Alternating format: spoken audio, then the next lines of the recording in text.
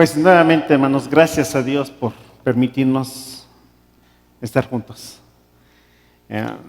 Estaba muy preocupado porque la exposición de la palabra de Dios siempre requiere preparación, siempre requiere tener la habilidad de exponerlo. Y Dios sabe que, aunque pase el tiempo, estar aquí también nos da temor, también nos da un poco del pánico escénico, aunque sabemos que la exposición de la palabra de Dios no viene de nosotros, sino es el Señor quien la da. Y vamos a hacer una oración, vamos a pedirle que Dios sea el que hable. Pídanle, por favor, que quite de mí cualquier influencia personal, que quiera decir algo de lo que la Biblia no dice. Vamos a pedirle que el Señor ponga en nuestros corazones esa disposición de escuchar y que sea de bendición. Así como estamos, oramos. Gracias, Dios, porque nos permites estar en este lugar, nos permites reunirnos para cantar. Gracias, Dios, porque cuando venimos a cantarte, nuestro corazón se regocija al declararte esas verdades que te honran, que te alaban. Y en este momento nos disponemos a meditar de tu palabra. Solo queremos que sea tu Santo Espíritu que hable, que tú seas el que dirijas este sermón y que sea de bendición, que sea alimento espiritual. Cualquier influencia personal, cualquier influencia emocional, hazla a un lado y nos centramos únicamente al texto de tu palabra y que tu nombre sea glorificado. Danos esa oportunidad de ser alimentados de tu palabra en este momento, por Cristo Jesús. Amén. Pues, ¿de qué tenemos nuestro estudio? ¿Se acuerdan? Tenemos ya un buen tiempo estudiando Hechos y hoy pues ya llevamos 14 capítulos. Pero ¿cuántos domingos llevamos con Hechos? Desde el 16 de abril y ya estamos terminando el año. Y yo creo que sí ha sido de mucha bendición. Hemos estado aprendiendo cómo el Señor fue gestando esa parte de la iglesia. ¿Y por qué fue importante hablar de cómo creció la iglesia? ¿Saben por qué? Porque la iglesia es la novia de Cristo. Y entonces el entender cómo es la novia de Cristo, debemos estar seguros su característica por una sola razón, porque nosotros somos parte de esa novia de Cristo. Nosotros conformamos la iglesia universal y cuando Jesucristo venga por su novia para celebrar las bodas del Cordero, tú y yo estamos inmersos en ese evento. Por eso es importante, porque la Biblia desde el Antiguo Testamento nos habla de eventos que se venían suscitando. Por ejemplo, en la mañana estudiábamos lo que es la expiación, lo que es la propiciación. Y David hacía un recuento muy, muy sabroso desde el Antiguo Testamento. El Señor le estaba hablando a los judíos de lo que iba a pasar para tener esa parte de la expiación de pecados. Pero la iglesia, tal parece, que no estaba instruida. No es que Dios estaba distraído y de pronto nació la iglesia. Estoy convencido de que no se habló nada en el Antiguo Testamento de la iglesia, porque el Señor tenía un plan bien perfecto y eso es lo que hemos estado viniendo.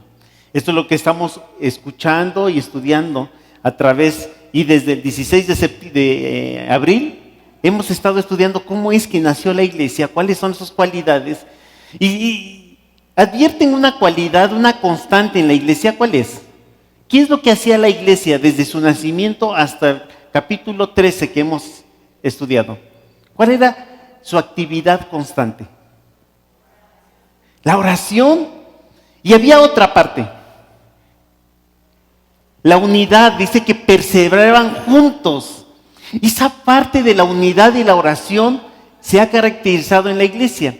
Y hoy vamos a ver nuevamente algo de esto.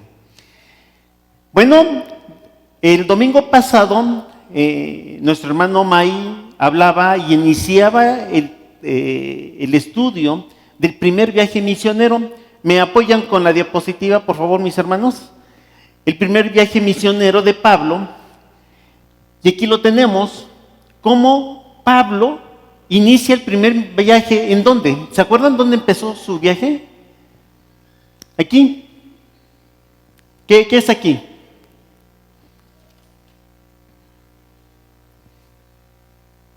Antioquía. De Antioquía, no se ve muy bien, efectivamente, gracias Alan.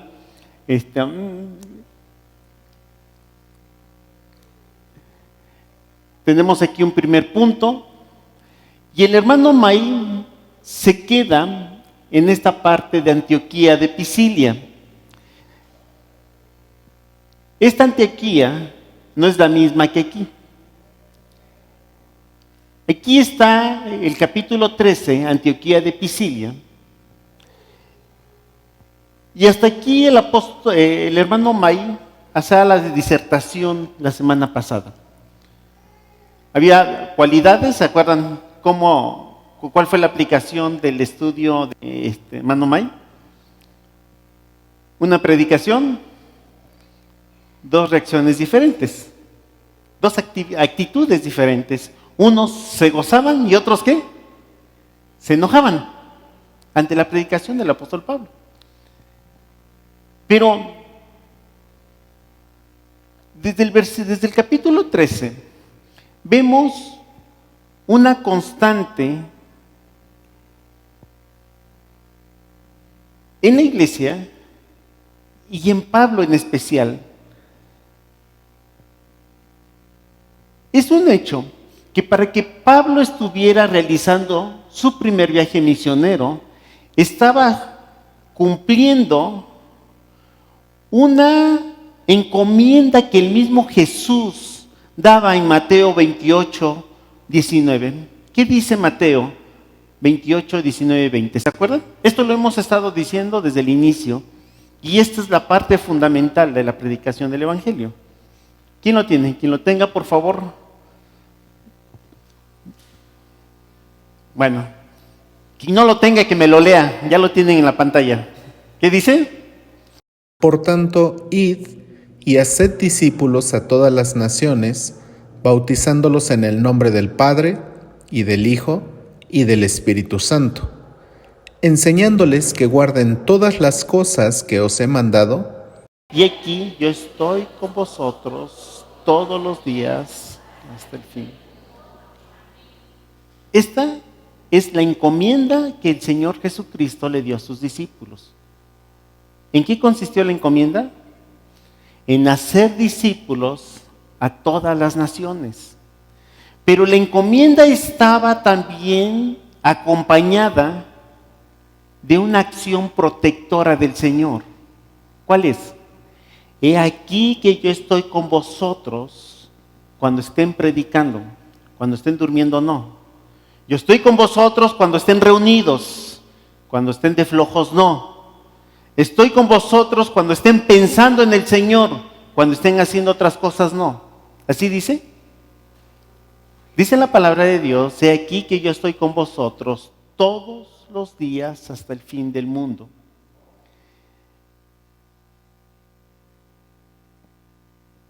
El apóstol Pablo tenía bien en mente esta encomienda que él no le escuchó de manos del Señor Jesucristo, pero sí le escucharon los otros discípulos que estaban en este ministerio de la predicación del Evangelio. ¿Quiénes?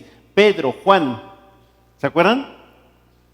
Ellos sí estuvieron con Jesús y escucharon estas palabras, pero el apóstol Pablo, guiado por el Señor para darle continuidad a la predicación del Evangelio, sabía estas verdades. Yo estoy con vosotros todos los días. Es decir, la predicación del Evangelio tiene que darse hasta lo último de la tierra. ¿Se acuerdan cómo les dice Hechos 1:8? Dice, y me seréis testigos, ¿dónde? En Jerusalén, en toda Judea, en Samaria y hasta lo último de la tierra. Es aquí como se justifica que el apóstol Pablo, estando en Antioquía, ahora tiene que estar, ¿en dónde creen? Lo leíamos en la lectura, en Iconio. El apóstol Pablo estaba predicando la palabra de Dios en Antioquía y hoy vamos a estudiar la predicación del Evangelio en Iconio. ¿Pero por qué en Iconio? Porque la palabra de Dios tenía que predicarse hasta lo último de la tierra. Y aquí viene la predicación. ¿Se acuerdan dónde inició la predicación del Evangelio después de que Jesucristo ascendió? ¿Dónde inició? En Jerusalén. La primera vez que se habló de Jesucristo, la primera vez que se habló del Cristo crucificado, del Cristo que murió por nosotros, aquel que fue entregado en manos de pecadores, en Jerusalén. Y ahora no estamos en Jerusalén, estamos en lugares mucho más lejos y ahora estamos en Iconio.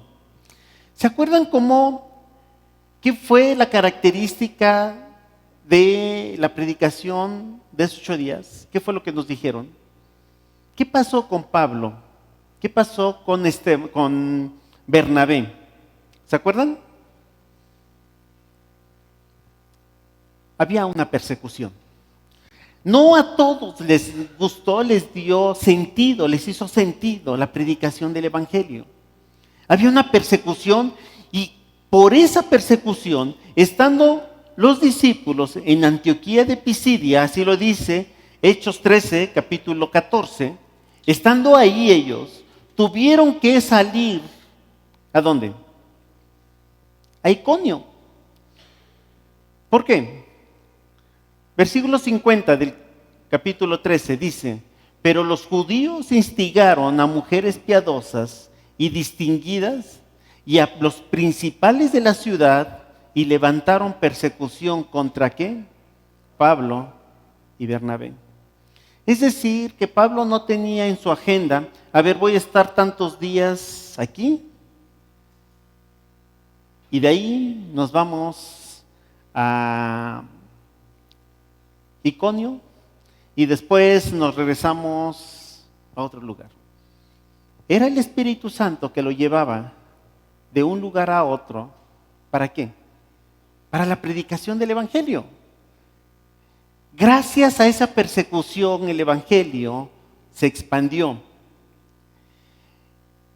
La predicación del Evangelio se ha caracterizado desde el inicio por una constante persecución. La vida de Pablo es más, Pablo mismo vivió una vida de una constante persecución. Es sorprendente porque Pablo era un seguidor, un perseguidor de los cristianos. Y de pronto cuando conoce al Señor, o cuando el Señor se le revela, y él decide entregar su vida al Señor, ahora se cambian las cosas y se convierte en perseguido por el Evangelio.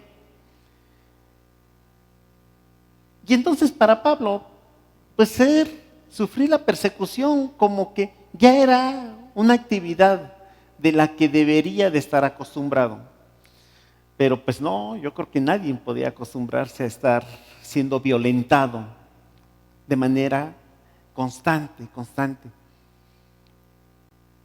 Pero tenemos la historia de la iglesia, que únicamente la iglesia crecía cuando había persecución.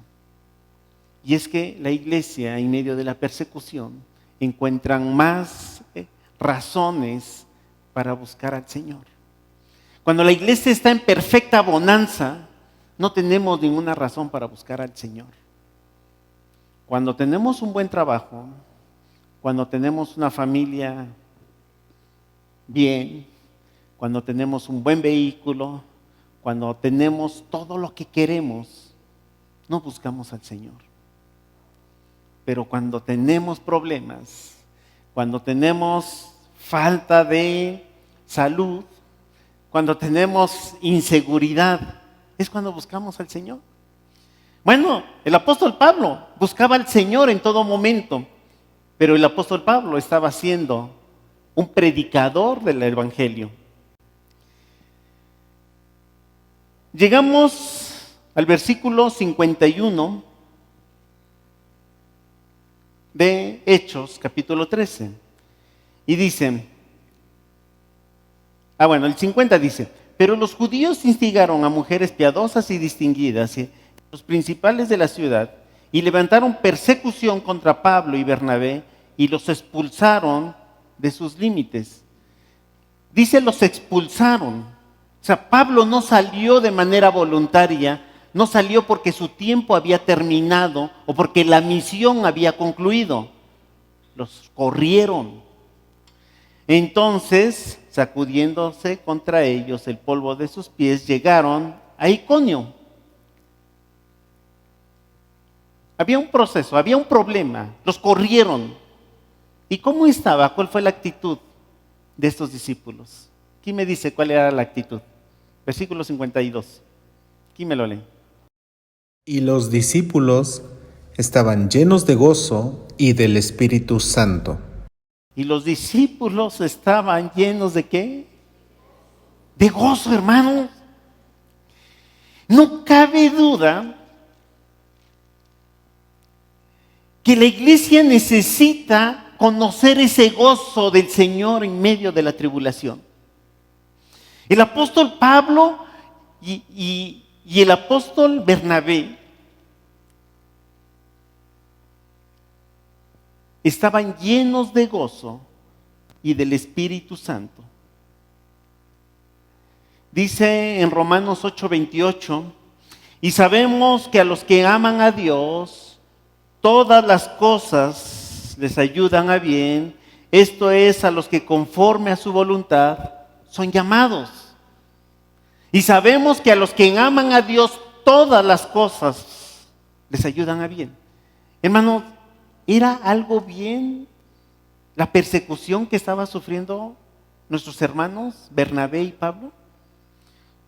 Pues quizás si nosotros lo viviéramos no diríamos que es bueno, pero la historia nos dice que sí era bueno, porque el evangelio se estaba expandiendo. Y entonces sí era bueno y estaba ayudando a bien, tanto que nuestros hermanos estaban llenos de gozo y estaban llenos del Espíritu Santo. Estamos convencidos de que el Espíritu Santo produce el gozo en medio de la tribulación. Es el Espíritu Santo en la vida de cada uno de la iglesia quien hace que su vida tenga gozo aún en medio de la persecución. ¿Quién no ha padecido algún problema? ¿Quién de los que estamos aquí me diga, yo no sé lo que es tener problemas?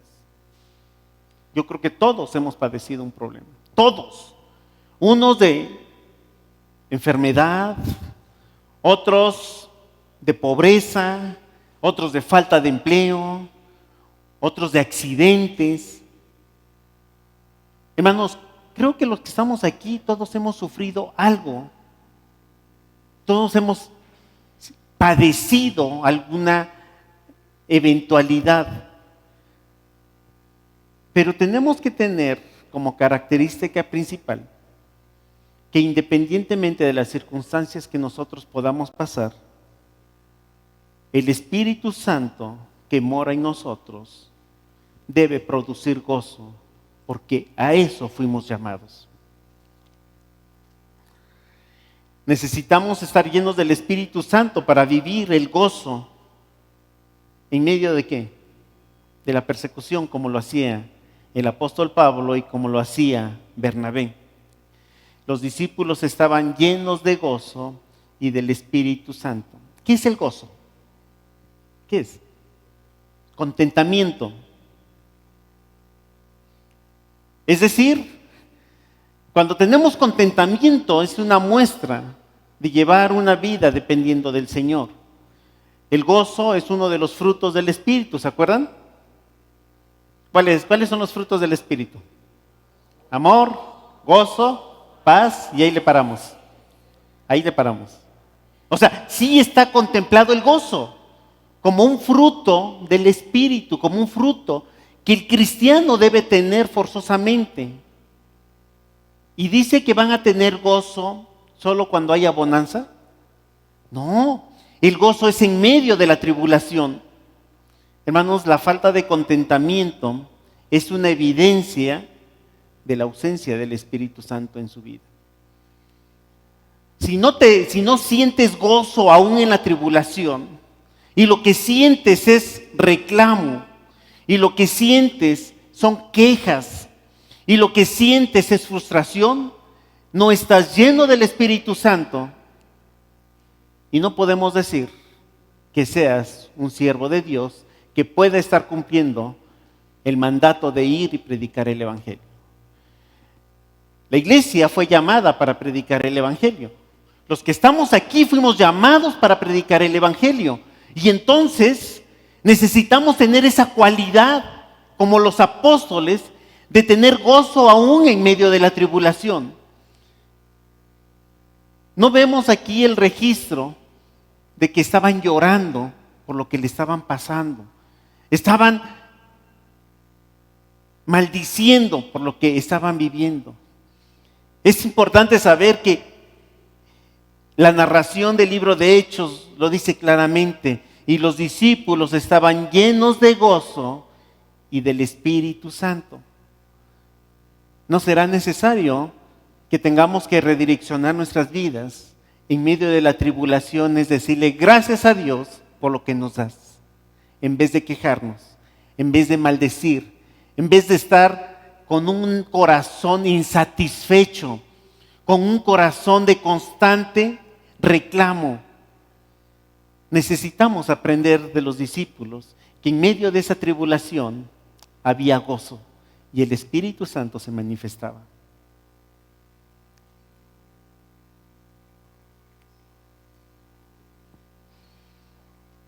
Es un hecho, lo hemos explicado muchas veces, nos los han enseñado, que cuando nada nos llena, cuando nada nos satisface, tenemos un problema.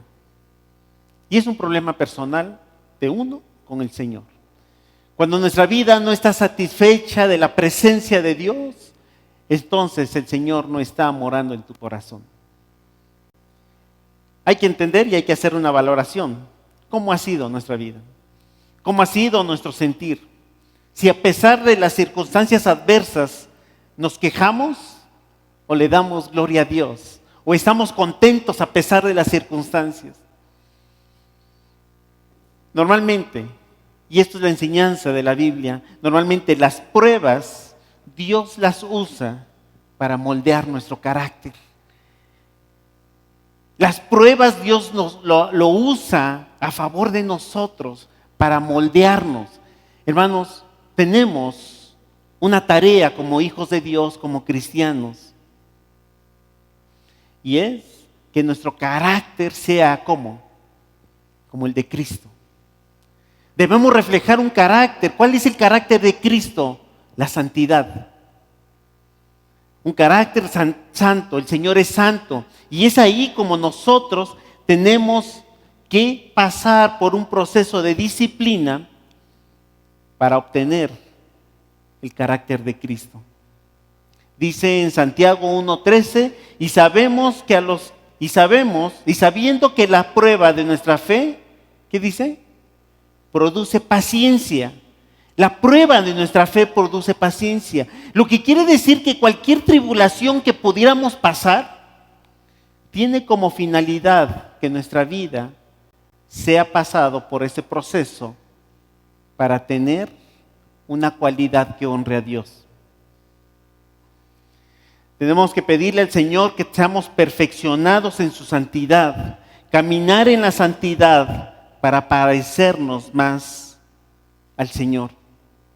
Pablo y Bernabé no se quejaban por la persecución que estaban viviendo. ¿Qué estaban haciendo, hermanos? Estaban predicando el Evangelio. Pablo no le dedicó tiempo a estar ahí pensando que habían perdido el tiempo en Listra, que habían perdido el tiempo, donde los apedrearon. Al contrario, ellos seguían predicando con gozo y llenos del Espíritu Santo. Y bueno, hasta aquí la persecución continúa. ¿Pero qué creen? La predicación del apóstol Pablo, la predicación de Jesucristo a través de Pablo, continuaba también. Seguimos, capítulo 14. Ya dijimos que se sacudieron los pies y llegaron a Iconio. Dentro de la exposición de la palabra de Dios siempre es importante saber datos, explicar datos, y es importante saber qué es Iconio, dónde queda Iconio, cuál es la característica de Iconio. Pero me van a disculpar porque esta parte no la preparé, porque considero que hay datos que quiero dedicarles más tiempo. Aconteció en Iconio que entraron, ¿qué dice? ¿Entraron qué?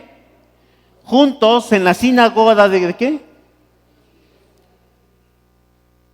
Hermanos, el apóstol Pablo y Bernabé habían estado o venían de un lugar donde los habían corrido, donde los habían apedreado.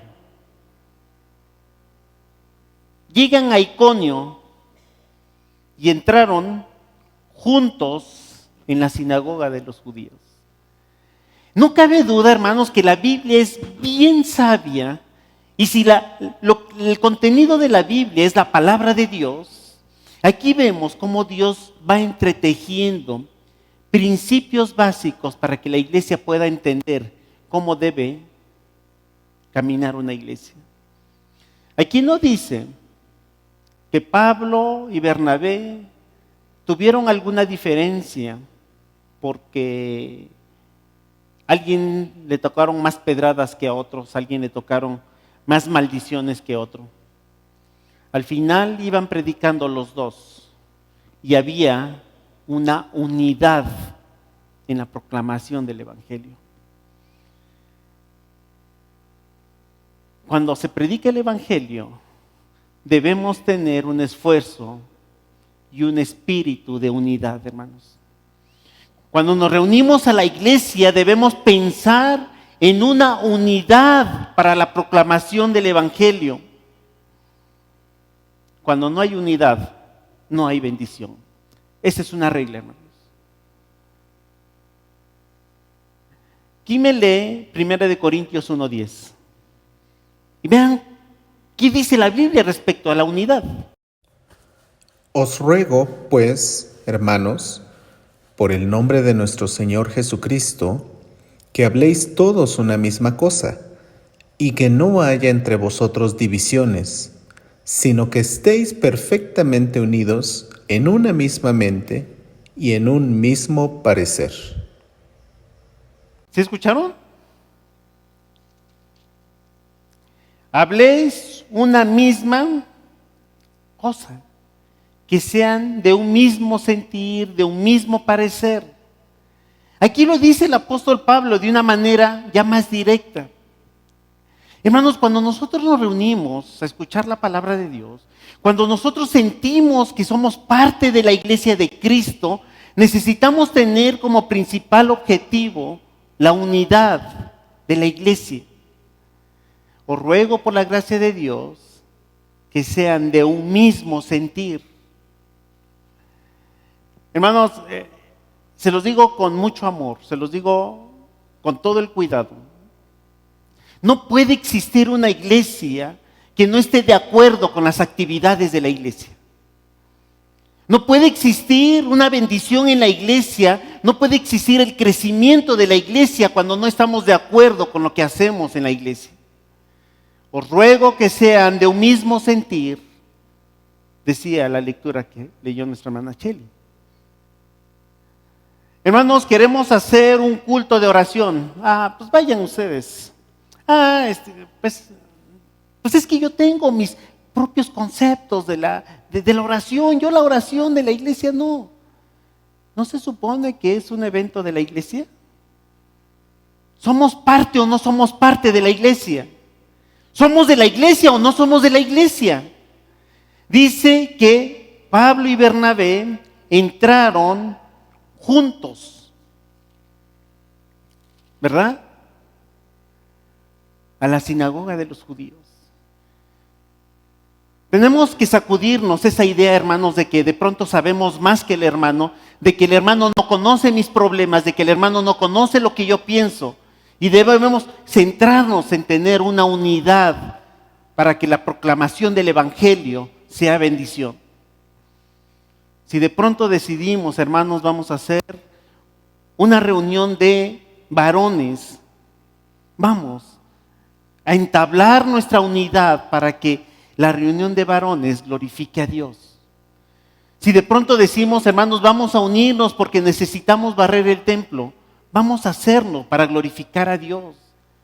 Tenemos que dejar esa parte de que yo pienso diferente, de que yo creo diferente, de que yo creo, bueno, sí estoy de acuerdo, pero no estoy de acuerdo. Bueno, yo respeto, pero no estoy de acuerdo. Debemos ser de un mismo sentir, debemos ser como lo es Cristo.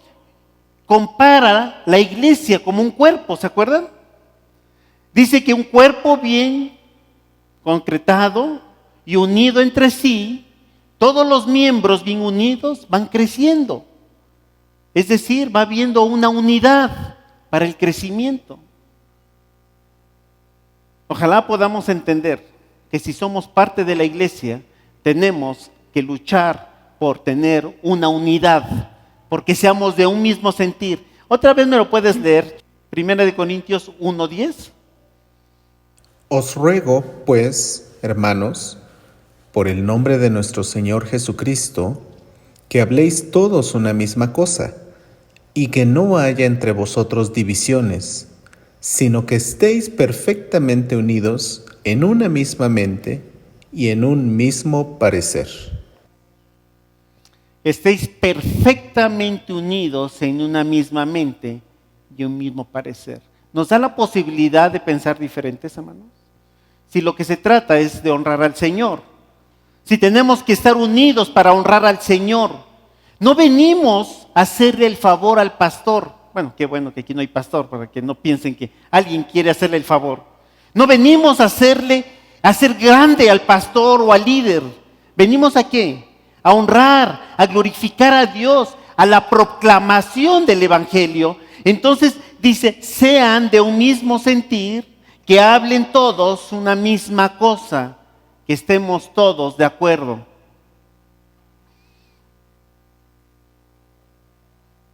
Bernabé y el apóstol Pablo tenían un mismo propósito y era la predicación del Evangelio.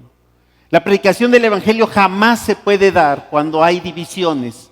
La predicación del Evangelio jamás se va a llevar a cabo y no va a haber bendición cuando cada quien quiere hacer lo que quiera, cuando se dan indicaciones y dicen, pues yo no. Entraron juntos, ¿en dónde? En la sinagoga. ¿Qué era la sinagoga? Era el lugar donde se predicaba la palabra. La sinagoga era el lugar donde se reunían los judíos y hacían sus ritos, hacían sus oraciones, leían el Antiguo Testamento. Hermanos, Pablo y Bernabé, ¿a dónde llegaron? A donde adoraban al Señor. En ese contexto. Ahí se leía la palabra de Dios. Cuando nosotros venimos a la iglesia, ¿a dónde llegamos? A un lugar donde honramos al Señor, donde se predica la palabra de Dios, donde se glorifica al Señor y donde somos instruidos por la palabra de Dios. Por eso me interesa saber y dejar bien claro que el lugar donde se predica la palabra de Dios debe tener como característica que cuando nos reunimos tengamos un mismo sentir, que exista una unidad perfecta, que tengamos todos bien claros que venimos a honrar al Señor. Y hablaron, esto es bien bonito, y hablaron de tal manera que creyó una gran multitud de los judíos. Ya tengo dos características. Dice que llegó y venían aporreados, ¿sí o no? Venían de la persecución, pero venían contentos, gozosos. Y luego entran, ¿a dónde entraron? A la sinagoga. ¿Quién? Pablo y Bernabé. ¿Cómo entraron? Juntos. Y después de que entraron juntos, ¿qué hacían? Hablaron de una manera que creyó una gran multitud de los judíos y de los griegos. Hermanos, es tan importante la manera en que hablamos, es tan básico la manera en que nos comportamos. Dice que ellos hablaron de una manera que no hubo lugar a dudas de que lo que estaban predicando era la palabra de Dios. Cuando empezaba a litigar, de pronto no fue nada fácil, pero yo empecé a trabajar con una abogada que era ministerio público y era muy mala, muy mala, pero también era como muy empalagosa. Y creo que esa parte sí la aprendí, porque muchos años después, cuando llego a un juzgado que no conocía a la gente, pues tenía que revisar un expediente, y con esa misma actitud de empalagoso llego con el secretario y le pido el favor. Y el secretario habla con su auxiliar que estaba en la mano y dice: a este abogado, ¿cómo le voy a negar el favor que me está pidiendo de la manera que me lo está pidiendo? Me causó en verdad mucha satisfacción el haber aprendido cómo pedir las cosas de una manera que no te lo nieguen. El apóstol Pablo habló la palabra de Dios de una manera que difícilmente ponían en tela de duda si estaba hablando la palabra de Dios. Cuando se habla, se debe tener un soporte en la Biblia. Cuando se predica la palabra de Dios, el soporte bíblico es básico para saber que esto es palabra de Dios y que la gente no ponga en tela de duda de lo que se está hablando. Seguramente la manera en que estaban hablando Pablo y Bernabé, la gente advirtió.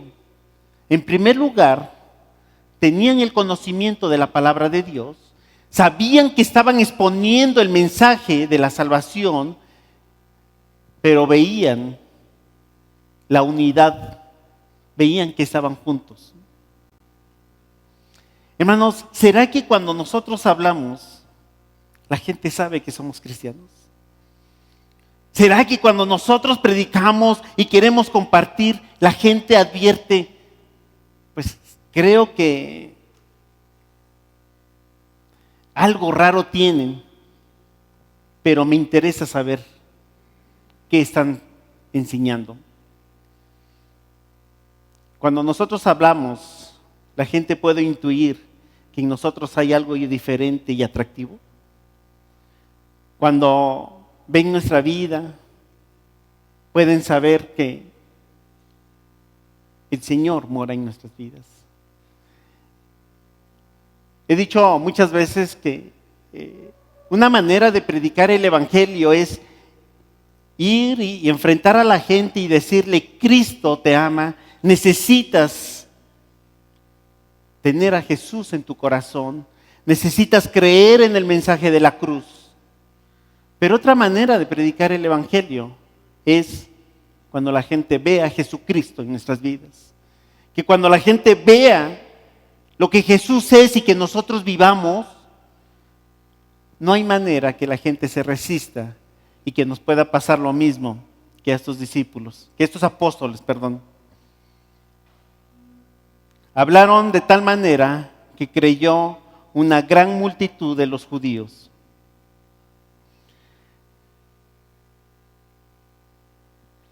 Sabemos que nuestra ciudadanía no es en este lugar. No es ni en Tecamachalco, no es ni en Puebla, no es ni en México, no es ni el continente americano. ¿Dónde está nuestra ciudadanía? En los cielos. Cuando nosotros hablamos con la gente, puede advertir, puede descubrir eso, hermanos, que nosotros no estamos enfocados por las cosas terrenales, sino que queremos vivir como perfectos extranjeros celestiales.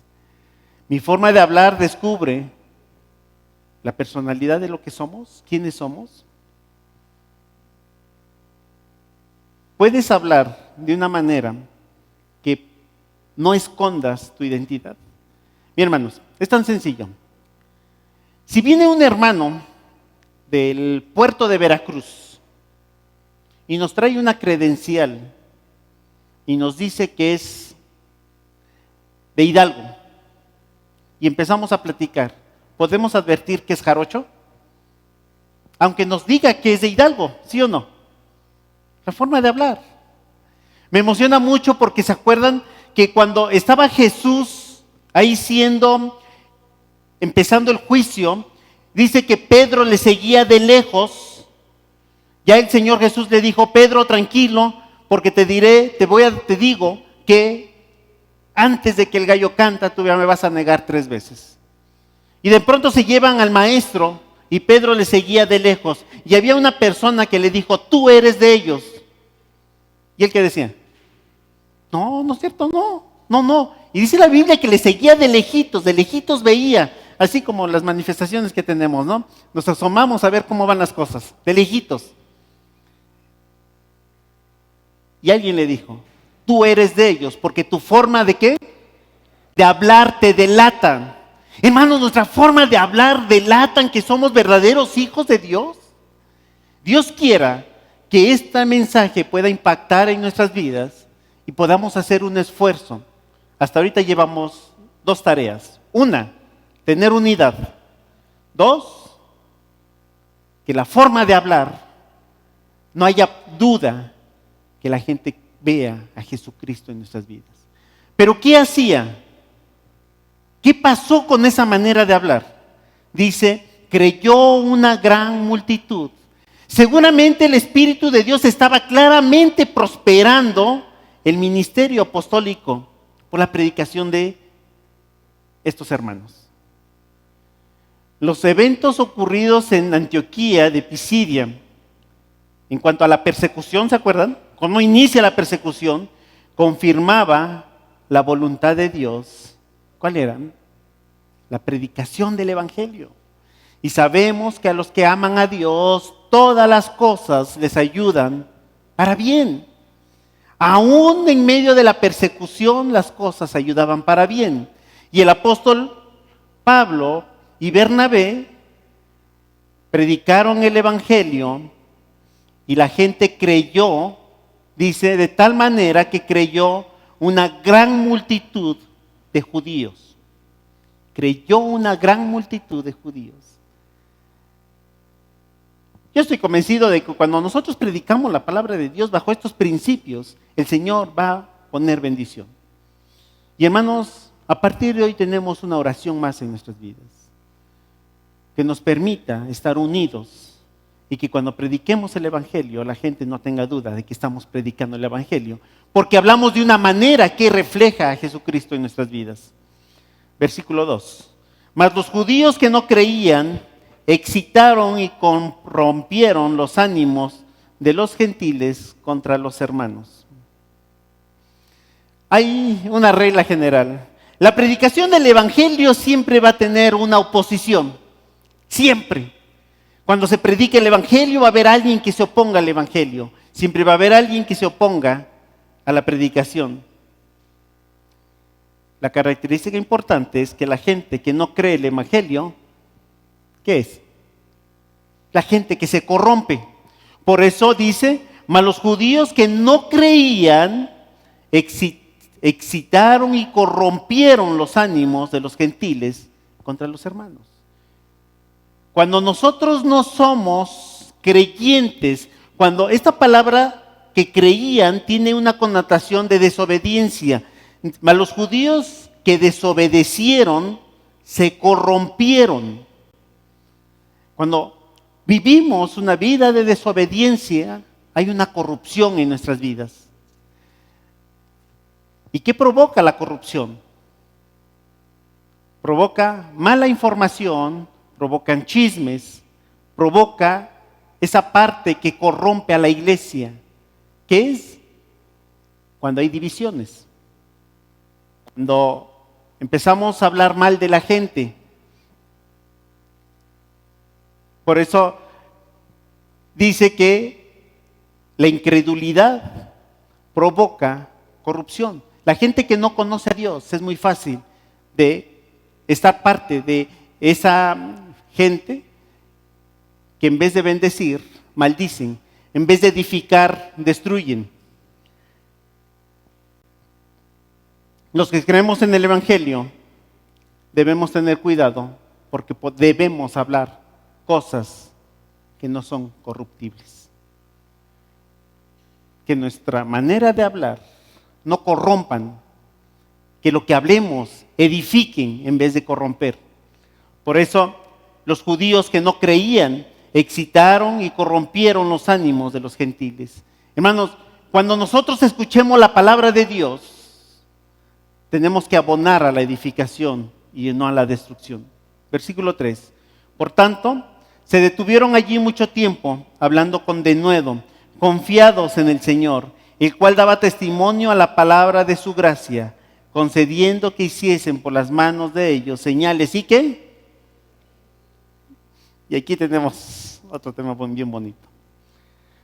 Versículo 3. Por tanto, esta palabra por tanto une el versículo anterior con este. Es decir, dice, los judíos que no creyeron, que no creían, excitaron y corrompieron los ánimos de los gentiles. Porque los judíos que no creyeron, y entonces los discípulos se detuvieron mucho tiempo hablando con denuedo. Seguramente la gente estaba hablando mal de Pablo y de Bernabé. O sea, esto es lo que dice. Hablaban mal de él en contra de los hermanos. Yo creo que había mucho veneno en lo que la gente decía de ellos. Pero nuevamente, dice la palabra de Dios y sabemos que a los que aman a Dios, todas las cosas ayudan para bien. Aquí, esta parte de la corrupción que estaban viviendo los que no creyeron, estaba ayudando a la predicación del Evangelio. ¿Por qué? Porque se detuvieron allí mucho tiempo. El Espíritu de Dios les dijo que se quedaran más tiempo para que pudieran predicar y siguieran predicando el Evangelio. Y miren cómo predicaban el Evangelio. Hablando con denuedo. Esa palabra denuedo, hablando con confianza. Hablando la palabra de la gracia. Hablando con libertad. Hablando con constancia, con soltura, con espontaneidad. Hablando con denuedos, ¿qué dice? Confiados en el Señor, el cual daba testimonio a la palabra de su gracia. ¿Qué es la gracia, hermanos? Ese regalo que tenemos del mensaje de la cruz. La salvación como un regalo. La expiación de los pecados. La gracia de Jesucristo. Es decir, somos salvos por la fe en Jesucristo y no por obras. Esto es lo que hablaba el apóstol Pablo y Bernabé. No hablaban sus experiencias, no se quejaban de lo que venían sucediendo y lo que estaba pasando con la persecución y cómo venían de un lugar a otro, de un lugar a otro. Ellos hablaban la gracia de Cristo, la gracia. Y esta es la idea, que la iglesia cada día tenga esa posibilidad de que cuando prediquemos la palabra, prediquemos la gracia de Cristo. Esa gracia que se nos fue dada, esa gracia que la gente debe conocer. Concediendo que se hicieran por las manos de ellos señales y prodigios. ¿Alguien me puede decir, aquí está el fundamento o uno de los fundamentos por las cuales existen los milagros, por las cuales existen algunas acciones espectaculares? Es cierto.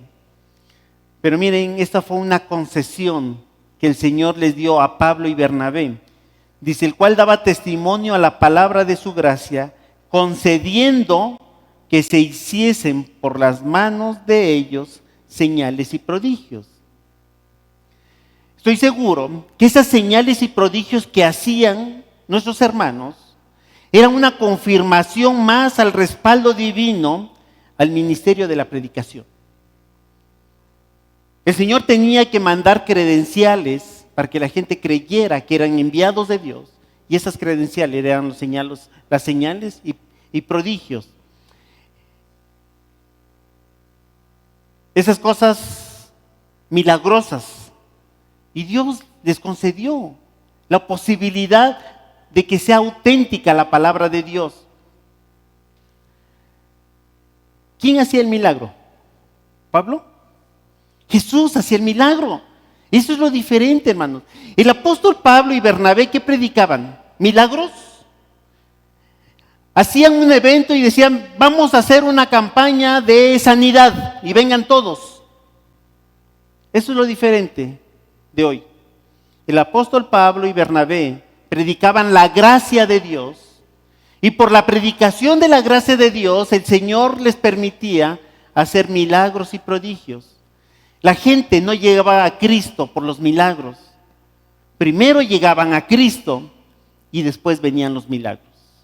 Hermanos, la iglesia no tiene como finalidad predicar muchos milagros, predicar que aquí se hacen milagros, se hacen sanidades. La iglesia predica a Jesucristo, al Jesucristo de la gracia. Y como consecuencia de la predicación del Evangelio, el Señor es capaz de hacer milagros. Por eso, particularmente, a mí me mueve mucho cuando estamos en nuestras reuniones de oración y dicen, hermano, yo quisiera que oren por fulanito que está en el hospital. No conoce a Dios, pero que Dios haga un milagro. Particularmente yo me resisto y digo, híjole, creo que la oración tendría que ser para que Dios les regale la vida eterna, que Dios les regale la salvación. Y después de ahí, si Dios quiere hacer un milagro, lo va a hacer. Nosotros no predicamos milagros, predicamos a Jesucristo. Ahora, hay que entender que cuando predicamos la palabra de Dios, claro que sí hay milagros. El milagro más fuerte que se ha sabido en esa historia, ¿cuál fue? La resurrección del muerto. Cuando Jesucristo muere, resucita. ¿Quién antes había vivido esto? Ese es el milagro por excelencia, la resurrección de los muertos. El milagro que hace la predicación del Evangelio es levantar a alguien que está muerto.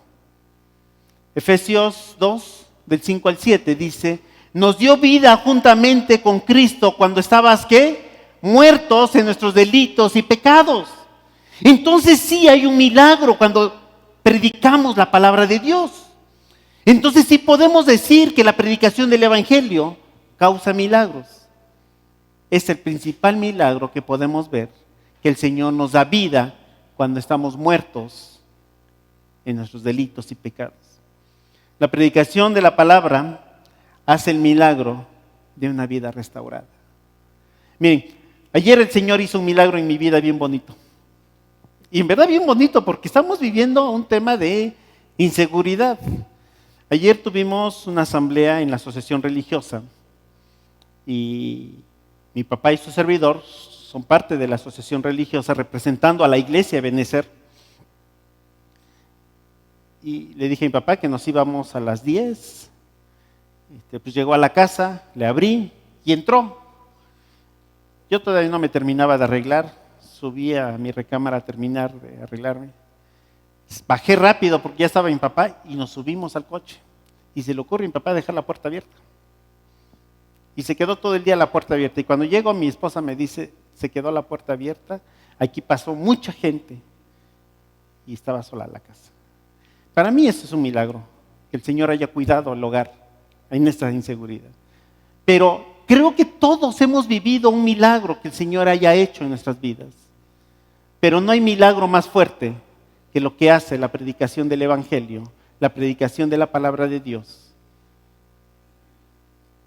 La palabra de Dios, cuando la predicamos, puede restaurar tu vida, puede hacer el milagro de llevar una vida, de ser nada, de estar muertos espirituales, a tener vida. Dice que Él nos dio vida juntamente con Cristo. Y entonces, hermanos, esta es la intención de la predicación del Evangelio. Cuando prediquemos el Evangelio, que exista un milagro y que ese milagro podamos vivirlo. ¿Alguien necesita restaurar su vida? ¿Alguien necesita, porque no sabe cómo controlar a los hijos, porque no sabe cómo lidiar con ciertas áreas de su vida, porque su vida ha sido un fracaso, porque su vida ha sido un desorden? Necesitas de un milagro que el Señor debe hacer en tu vida. Pero para que tengas ese milagro necesitas ver la palabra de Dios. La predicación del Evangelio hace este milagro, concediendo que se hicieran por las manos señales y prodigios. Y la gente de la ciudad estaba dividida, unos estaban con los judíos y otros con los apóstoles. Nuevamente, la predicación del Evangelio divide a la gente. Cuando se predica el Evangelio hay una división total. ¿Quiénes son de aquí y quiénes son de acá? ¿Se acuerdan cuando estaba el pueblo de Israel en ese éxodo y empezaron a hacer el becerro? Y llega Moisés y los confronta. A ver, de este lado, los que crean en el becerro, y de este lado, los que crean en que Jehová es nuestro Dios. ¿Qué pasó? Los que estaban haciendo el becerro se consumieron.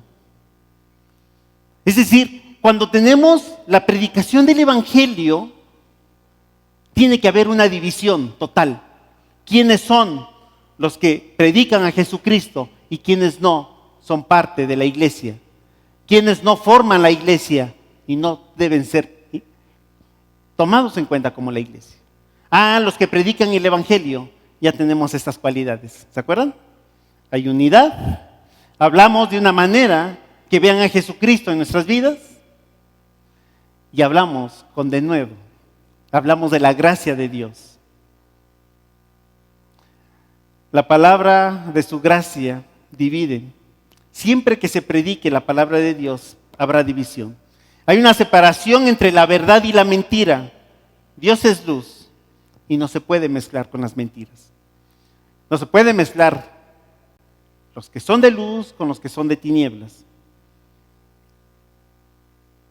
Pero cuando los judíos y los gentiles juntamente con sus gobernantes se lanzaron a enfrentarlos y a apedrearlos, habiendo subido, huyeron, ¿a dónde? Versículo 6. A Listra y a Derbe, ciudades de Liconia y a toda la región circunvecina. Y nuevamente otra vez. La persecución.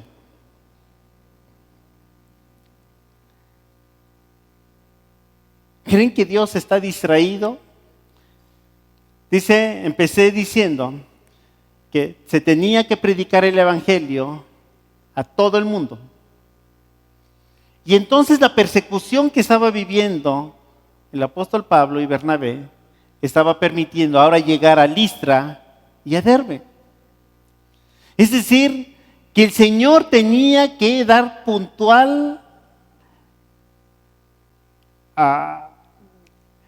tenía que ser fiel a lo que había dicho. Este mensaje será predicado por todo el mundo. Y por la persecución huyeron a Listra y a Derbe, ciudad de Liconia y a toda la región circunvecina. Versículo 7, lo leemos todos juntos. Y allí, a ver otra vez. Hermanos, Pablo y Bernabé huyeron ¿a qué? A predicar el Evangelio. Hermanos, no huyeron a esconderse, No huyeron para cambiar su giro en su actividad.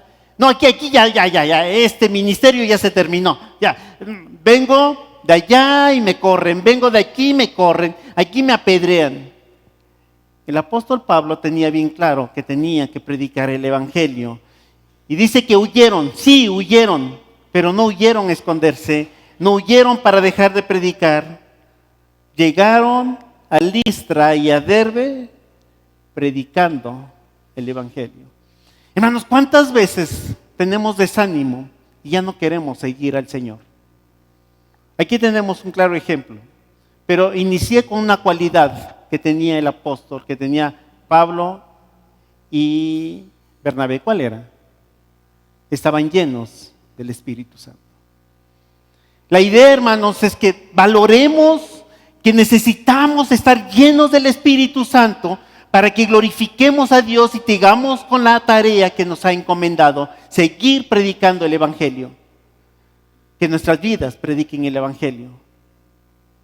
Que a pesar de las circunstancias no nos escondamos o queramos dar marcha atrás. Tenemos que seguir predicando el Evangelio. Pónganse de pie, vamos a orar.